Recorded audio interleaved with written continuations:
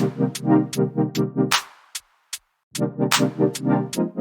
going on, everybody, and welcome to another episode of The Other Side of the Firewall, where we talk about the latest and greatest in cybersecurity news, as well as we highlight those movers and shakers and glass ceiling breakers, those people of color who've made it to the other side of the proverbial firewall. My name is Ryan Williams, and as always, I'm joined by Shannon Times. What's up? What's up?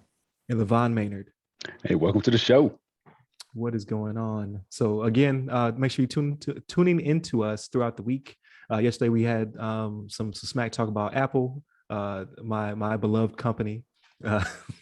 Today we're going to talk about another article which harkens back to some stuff we talked about in the past. Wednesday, please tune in for our reintroduction. So we're over 100 episodes now, so we want to make sure we reintroduce ourselves to the community. Some of you are still here, some of you have moved on, and we have new people, but we just want everybody to know who we are, what we do. And then Friday, definitely tune in where we talk about everything but cybersecurity. So that's always a fun time. So without further ado, I pass it to Shannon. All right. So ReVil, their ugly head is back again, right? So this is an article from threatpost.com. It's called ReVil Sodinokibi, Ransomware Universal Decryptor Key is out. And it's by Lisa Voss. I hope I'm saying that right. VAAS. Bitdefender worked with law enforcement, and they created it's like a universal decryptor key to people that have been victims of ReVil, right? So like, remember it was a few months ago, I think it was July, all of a sudden ReVil, they kind of went offline after they went out there and started, making all their money and doing their thing. And we all had our reasons on what happened, our beliefs on what happened. I think we went out there and got them, but apparently that may not be the case, because as of this week, actually, they were back up again. They were back on the happy post, I think is what it was. They were on their post and saying, hey, they were being cautious, but neither here nor there, right? So Bitdefender, they released a free universal decryptor key for, like I said, for victims of for organizations that were victim to ReVil, that allows them to get their information back, right? This is the real deal. This is a real thing. It's not like this is one of those one of those things where people put it out there. They're like, oh no, this is the fix, and it turns out they got you again. Like, we got you. It's too good to be true, because it was too good to be true. But Bitdefender, the company, does stand by this, say no, this is the real deal. And what happened is they got their hands on a master key, pretty much is what they call it, that allows you to unlock all the ReVil attacks that occurred, over the last several months.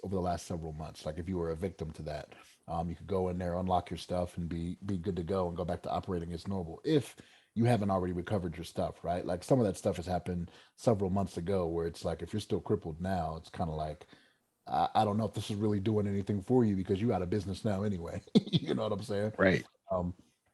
But yeah, they put it out there on a site for you to download it. Bitdefender has a post out there for you to do it, right? But this is cool. Like, I like to see this, right? So it's one of those things where don't let the bad guys win, and this is how you do it. You know what I'm saying? Is put the fix out there for everybody to have that may have suffered from what they did. So, but yeah, no, this is a good thing. Hopefully this makes ReVil go back in the hole, right? Seeing that they can't make any money off these people like they thought they were. But LeVon, what you think about this, man?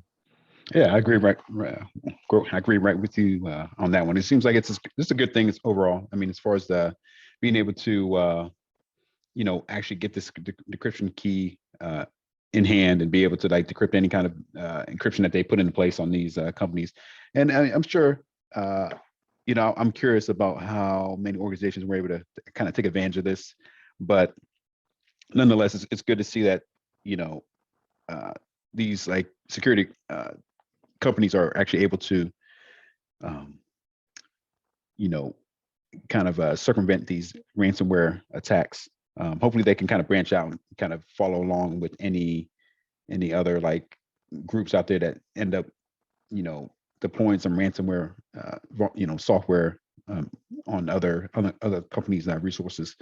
But I just think it's like, it's great to see. I mean, it's I don't think I have a whole lot to say about it, but it's just nice to see that that the kind of the victims are becoming a little bit more not necessarily the victims, but these companies are able to put together some software to help combat these ransomware attacks. Because as we talked about before, we've seen these ransomware has become like more prevalent. It's been like a little bit since the last big ransomware attack. I kind of wait daily to see what the next big one's going to be, but you never know. And hopefully, like something like this is in place that can hopefully, counteract that attack and just kind of get the whatever company gets affected up sooner than later. Because these companies are just, I mean, these hackers are, they pretty much stay on their computers day in and day out looking for the next victim and looking for the next opportunity, try to make some money. So the more that we can get in front of this, the better. And hopefully that, this kind of builds into something that's a little bit more, maybe they have I know we kind of joked about it before, but maybe kind of like a decryption as a service, and they can kind of make it into like its own kind of like category where they know these hackers, they know their style, they know their techniques, and they're able to figure out, how to develop these decryption keys. And I'm sure just it's a matter of them using some developed software that can maybe run some I don't know, some high level like computing and analytics to kind of figure out what the decryption key should be. But who knows how long that'll take? Who knows how easily they can do this in the future with other ransomware attacks? But it's a good thing overall, and I'm hoping to see more of that. But Ryan, what you have on this? Yeah, same. I definitely agree. It's good to see. But be careful, because I'm sure there'll be some fakes out there. Some people are gonna try to take advantage of this. Go to Bitdefender's actual in the post there to pull your key, because I'm sure there will be someone who tries to take advantage of a bad link or a key that actually encrypts instead of decrypts or something. Like people will be people, right? So just make sure that you're going about it safely, going to the right sources to grab your stuff. With that being said, though, like ransomware as a service is not going to go anywhere. Like people see that you can make money. However, like you said, like hopefully, we're getting to a level where it's spy versus spy, where you can create a ransomware, but someone else is also simultaneously, creating some universal key to decrypt people, so they don't have to pay $70 million ransoms and things of that nature, or just be inconvenienced because ReVil just disappeared, right? So you could even have a chance at one point to pay them. Your stuff was just locked, and you had to come up off the backups if you had them, because ReVil was no more.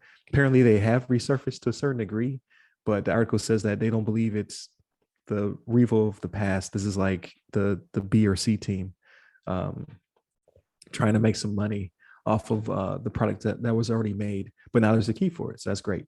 I'm hoping in the future, like maybe we get to a point where machine learning or something like that can help people out a little bit quicker. Obviously, just a process to come up off your backups faster would also help you out.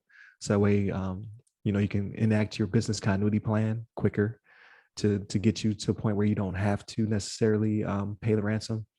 There's also warm and hot sites. So everybody can't afford that though. But if you had a hot site and they took down site A, but site B was unaffected because it wasn't connected to the same systems at the same time, then maybe you could just come right back up. But obviously that's a very expensive solution to duplicate all your servers and your VMs and all that stuff somewhere else. But the future holds things we don't know about yet. Maybe there'll be some AWS solution or some Azure solution or something like that can spin you up pretty quick. But right now, none of that stuff is as expedient as not being ransomed. So obviously, teach your people to not click certain links, to not do certain things. Make sure you don't have any insider threats, or people don't have access to things they shouldn't have access to, like user accounts don't have privileges that can be escalated to the point where they can get to some very important data.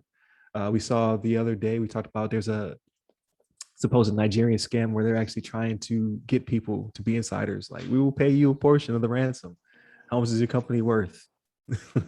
here, slip this in. We will encrypt their stuff.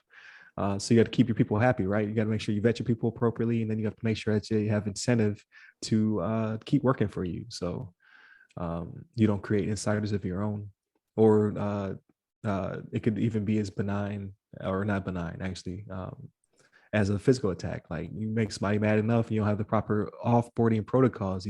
He or she might go in that comm closet, cut some wires.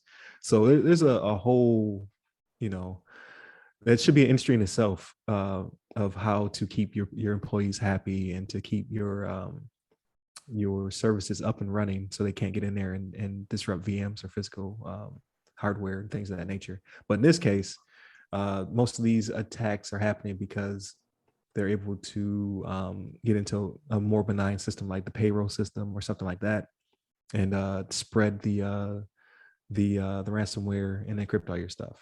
So try to avoid that at all possible. And also, I think the last piece of it would be threat hunting. So if you can get somebody on the team who can actually go in there and discover these vulnerabilities and discover these actual threats that are taking place closer to real time, it'll save you a lot of time and effort, because they usually don't come in a day and hit you with ransomware. It's days of them scouting and doing reconnaissance and hopping from system to system, escalating their privileges to finally get to something worth encrypting, and then encrypting that data.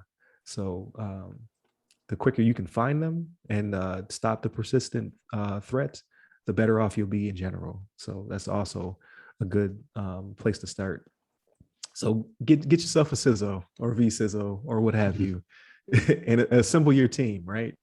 And you'll be a lot safer. So that way you won't have to decrypt stuff. But in this case, if you were infected and you were impacted by this at any point, go out and get the real key from Bitdefender, from their website, and follow their instructions. So that way you don't get hemmed up by another would-be attacker giving you a bad key. So said a lot right there. Hopefully some of it was good info for you and your company. Hopefully you were not impacted by this at all. And just stay safe. Like we say it a lot, but make sure your people are trained to the best of their ability.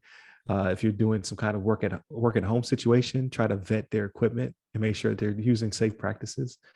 And then just spend the money and resources to have the right people on your team. Don't be cheap and not find somebody to take care of you. If you can't afford a CISO and a team on premises, find yourself a vCISO and some people who can work remotely to protect your stuff and to give you a good strategy moving forward for your type of company. So anything else on this one? I think you covered it all. Yeah, we got it all. Yeah. Well said. Well said. Yeah, I had to get it out. I had to get off my chest. I was gonna say, it sounded like you had some bottled up aggression towards this ransomware group. Yeah, man, keep getting people. I'm sick of it. I'm sick of it. That's true. Tired of it. That's true. But thank you, Shannon. Thank you, LeVon. It's always a good conversation. I appreciate it. And then please continue to stay tuned, because as you can see, these things just continue to evolve. Like the Monday's episode was also an evolution of something we talked about that was a lot smaller, but made it into the big Apple ecosystem. And then today, we've been talking about ransomware since we started. That was one of our first articles, and ReVil has been a pain in people's sides for upwards of a year or more now. And even though they're gone, there's still a headache, right? So we still have to decrypt the stuff that they left behind. So yeah, just continue to tune into us. I think this shows a lot to our credibility. Like we are finding good articles and trying to explain it to you, and then showing you the aftermath of what happened. So I'm sure more stuff like this will happen in the future.